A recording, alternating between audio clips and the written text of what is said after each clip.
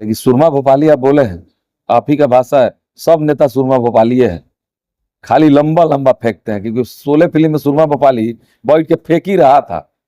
अब एक बार आया था, इतना तो नहीं है कि डायरेक्ट कोई हमको नाम बता के धमका दे।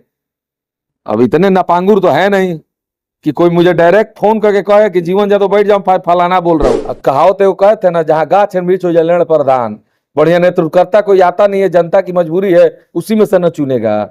अब की बार 25 मई को पता चल जाएगा। तो तुम्हारा रटते रटते उड़ते गया, बहेलिया आएगा, जाल बिछाएगा, दाना डालेगा, फंसना नहीं। और एक जगह दाना दिखा, जाल था, उसमें जाके फंस गया। तो वही तोता की तरह उलटा गया है। राजनीति में युवाओं की भागीदारी, यह जब भी बात होता है तो आप कह सकते हैं कि 2 साल या 3 साल पहले से सिवान में जीवन यादव एक चर्चा का विषय बने हुए हैं। युवा हैं और कह सकते हैं कि सामाजिक गतिविधियों में इनका एक खास रुचि रहता है। सिवान के कई ऐसे लोग हैं, गरीब मजलूम ऐसे लोग हैं जो इनसे लाभान्वित हुए हैं और सामाजिक कार्यों में हमेशा सक्रिय रहते हैं। आपको बता दें कि 2024 लोकसभा चुनाव का सरगर्मी बढ़ता जा रहा है और सिवान के लड़ाई को त्रिकोणीय श्रृंखला बदलने में जीवन यादव का एक अहम भूमिका रहा है। आप दिन प्रतिदिन इनके दौरा को देखे होंगे। बाकी आज हमारे साथ मौजूद है, हम तमाम बातचीत करेंगे कि आखिर एक युवा के राजनीति में आने का कारण क्या है और जीतने के बाद उद्देश्य क्या रहेगा। बहुत बहुत स्वागत है भैया। नमस्कार। सबसे पहले सवाल तो यही रहेगा कि जहां तमाम युवा डॉक्टर, इंजीनियर, IAS, IPS बनना चाहते हैं, आप राजनीति करना चाहते हैं। देखिए, राजनीति अगर सच्चाई के साथ किया जाए तो इसका एक डॉक्टर, एक IAS, एक इंजीनियर सिर्फ अपने लिए और सिर्फ अपनी व्यवस्था को सुधारने के लिए, IAS एक जिला संभालता है, लेकिन एक नेता अगर ईमानदारी से आए तो सोच बदलता है, एक समाज की व्यवस्था को बदलता है, समाज में हो रही औपचारिक घटना, अनौपचारिक घटना को सामने लाता है। नेता ईमानदार हो तो जनता के बीच जो भी समस्याएं हैं उसके निदान की व्यवस्था करता है। बड़ा आरोप लगा रहे हैं, नेता ईमानदार हो तो, इसका मतलब नेता ईमानदार है कहाँ, वो इसीलिए कह रहे हैं। हाँ तो क्या कहेंगे, जो सच है। हमें झूठ बोलना आता नहीं है और किसी से डरते नहीं। सिवान में बड़े बड़े सुरमा भोपाली लोग हैं। जीवन यादव एक नया लड़का जो पिछले 2-3 सालों से एकदम कह सकते हैं कि धूम मचाए हुए हैं सिवान में, कैसे सामना करिएगा? नहीं है तो हम बहुत ही कॉलेज लाइफ से ही, हम इलाहाबाद यूनिवर्सिटी पढ़ते थे तब से राजनीति में है। लेकिन सुरमा भोपाली आप बोले हैं, आप ही का भाषा है, सब नेता सुरमा भोपाली है, खाली लंबा लंबा फेंकते हैं। क्योंकि 16 फिल्म में सुरमा भोपाली बैठ के फेंक ही रहा था। ध्यान से देखिएगा वो फिल्म को, तो सुरमा भोपाली है लोग सही नाम दिए हैं, यहाँ के नेता सुरमा भोपाली। हम ये बात इसलिए कह रहे हैं ना कि गोपालगंज, सिवान, छपरा की जब भी बात होती है तो गोपालगंज में संसदीय चुनाव का राजनीति का अड्डा है सबवे हवाई अड्डा, और सिवान के लिए है ट्रैफिक का जाम। और ये पिछले 20 सालों से मुद्दा बना हुआ है, निजात नहीं मिलता है। नहीं मिलेगा निजात। अब तो खुल के बोलते हैं कि नहीं मिलेगा, क्योंकि बन जाएगा तो मुद्दे खत्म हो जाएगा। एगो तोता की तरह रट लिया है लोग। एक बार एगो साधु महात्मा एक तोता से बोले, उड़ के जा पोसे थे, तो बोले थे कि देखना बच के जाना, बच के आना। तो वो कैसे बचेंगे, तो कहे कि बहेलिया आएगा, जाल बिछाएगा, दाना डालेगा, फंसना नहीं। तो कहे कि रट लो इसको। तो रटते रटते उड़ते गया, बहेलिया आएगा, जाल बिछाएगा, दाना डालेगा, फंसना नहीं। और एक जगह दाना दिखा, जाल था, उसमें जाके फंस गया। तो वही तोता की तरह उलटा गया है।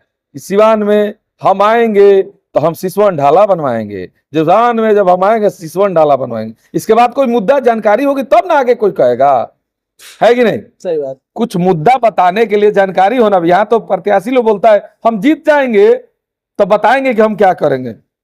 अरे जीत जाओगे तो क्या बताओगे, तुम्हें अभी समझ में नहीं आ रहा था, आगे कहाँ समझ में आएगा? अच्छा, जब तक आप चुनाव लड़ने का ऐलान नहीं किए थे तब तक सिवान को लेकर के परसेप्शन बनाया जा रहा था कि फलाने आदमी मतलब निकल जाएंगे, आगे चल रहे हैं। आपने आकर के ये सारा मतलब समीकरण ही बिगाड़ दिया है। हमने समीकरण नहीं बिगाड़ा, हमने आके राजनीति की भाषा को चेंज कर दिया है। हम जुमलेबाजी पे राजनीति नहीं, सेवा पे राजनीति ला दिए हैं। अब आप सेवा कीजिए, नेता बनिए। दो में वो करना पड़ेगा, सेवा तो करना पड़ेगा, सिंबल भी लेके आइएगा, सेवा करिएगा तभी चुनाइएगा, नहीं तो लटके रह जाइएगा। पिछले कुछ दिनों की बात है, आपने एक किसी किया था जिस दिन ऐलान किया था, तो बहुत लोग हैं जो मतलब आपके भी चाहने वाले हैं, आपके खेमे के लोग कह रहे थे कि जीवन यादव मतलब जीवन का यह पहला गलती कर रहे हैं, जहां अवध बिहारी चौधरी इन्हीं के समाज से आते हैं, अगर वह टिकट लेके आए हैं तो पहली बार में यह उनका विरोध कर रहे हैं, अगर इस बार उनका साथ देते तो कहीं आगे के राजनीति में उनका साथ मिलता। हमें किसी के साथ की जरूरत नहीं है, और हम समाज की राजनीति नहीं, हम जाति की राजनीति नहीं करते हैं, हम कर्म की राजनीति करते हैं। हम कर्म की राजनीति करते हैं। हम अगर चुनाव लड़े हैं तो कर्म पे लड़े हैं। अब कोई जमात पे जात पे लड़ रहा है तो उसकी अलग बातें हैं, उसके पास कोई कामे नहीं है, कुछ किया ही नहीं है, तो जाते की नहीं बात करेगा।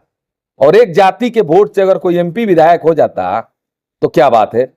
सबको लेके चलना पड़ता है, सबकी बराबर भागीदारी होती है, तभी आप एमपी विधायक बनते हैं। कहावत वो कहते हैं ना, जहां गाछ मृच हो जलेण प्रधान, बढ़िया नेतृत्वकर्ता कोई आता नहीं है, जनता की मजबूरी है, उसी में से न चुनेगा।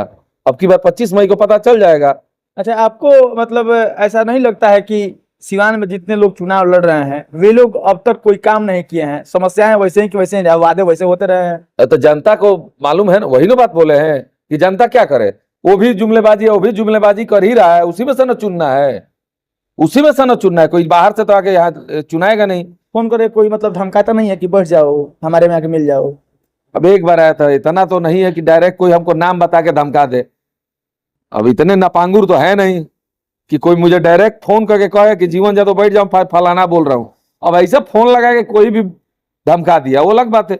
अब मोबाइल का सिम तोड़ दीजिए, तो उस तरह की धमकी से हम दौड़ने वालों से नहीं है।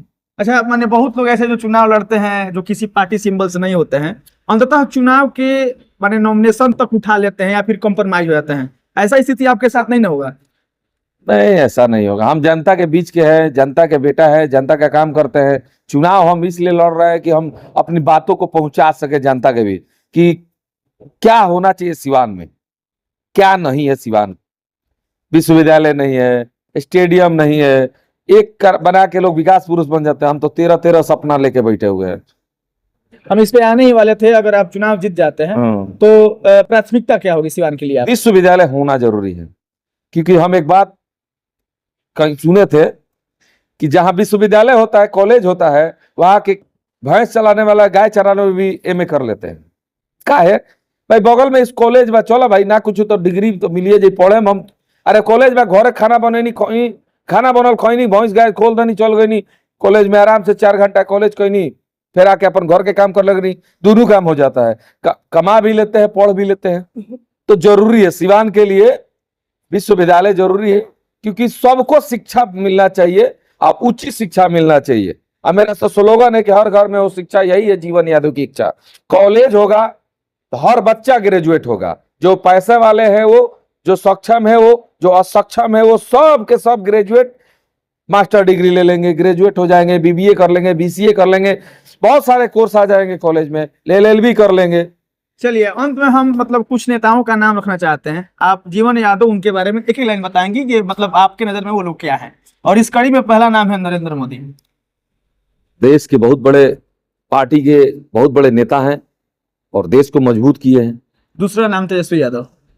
वो हमारे गार्जियन श्री लालू प्रसाद जी, जो हम लोग के आज मतलब हम आज अगर हैं तो कहीं ना कहीं उनके मदद हमारे फैमिली को मिला है, जिसकी वजह से हम लोग शिक्षित हुए।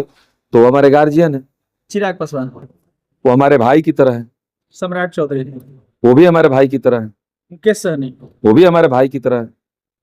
मतलब इसमें दो मतलब द्वंद्व आप पैदा कर दिए। मोदी जी की तारीफ कर रहे हैं और लाली जी को कह रहे हैं कि हमारे गार्जियन है, हमारा उनका साथ मिला है। जो सच है वही बोलते हैं। लालू जी का योगदान मिला है तो कहीं ना कहीं हमारी फैमिली आज आगे बढ़ी है, तो हम सच बोल दिए। मोदी जी बहुत अच्छे नेता हैं, ये भी सच है, ये भी हम बोल दिए। चलिए, हम लोग भी अब बातचीत को समाप्त करते हैं। ये थे हमारे साथ जीवन यादव जी। और एक युवा जब चुनाव लड़ता है तो उसके सपने होते हैं। जैसे इन्होंने बताया कि हमारे साथ 13 सपने हैं। और यूनिवर्सिटी की जहां तक इन्होंने बात की, उसमें मैं एक लाइन आपको जोड़ दूं कि आप बिहार के लोगों को देखिएगा, जो लोग मैट्रिक तक पढ़ने की जो संख्या होती है अधिक होती है, इंटर तक थोड़ा कम होता है, और बीए में जाते जाते लोग लगभग पढ़ाई छोड़ देते हैं क्योंकि सुविधाएं नहीं होती हैं। एक थोड़ा सा बात और कहेंगे कि एक यूनिवर्सिटी होने का लाभ क्या होता है। एक बार जरा सोचिएगा कि सिवान जैसे शहर में अगर कोई यूनिवर्सिटी हो जहां एमए, एमसीए, एमबीए की पढ़ाई होती हो, अगर वहां 50,000 छात्र कहीं बाहर से आकर के पढ़ते हो, तो उन 50,000 छात्रों का टूथब्रश से लेकर के चप्पल जूता तक इसी शहर से खरीदाएगा। यहीं के व्यवसाय में आगे बढ़ेंगे, शिक्षा भी आगे बढ़ेगा, और तमाम बच्चे जो सिवान के आसपास के रहने वाले हैं बड़ी ही कम खर्चों में और आसानी से एमए तक की पढ़ाई कर पाएंगे। यह सपना जीवन यादव का है। हमारी बातचीत को लेकर के और सिवान के राजनीति को लेकर के आपकी क्या राय है, आपकी प्रतिक्रिया अपेक्षित है। धन्यवाद।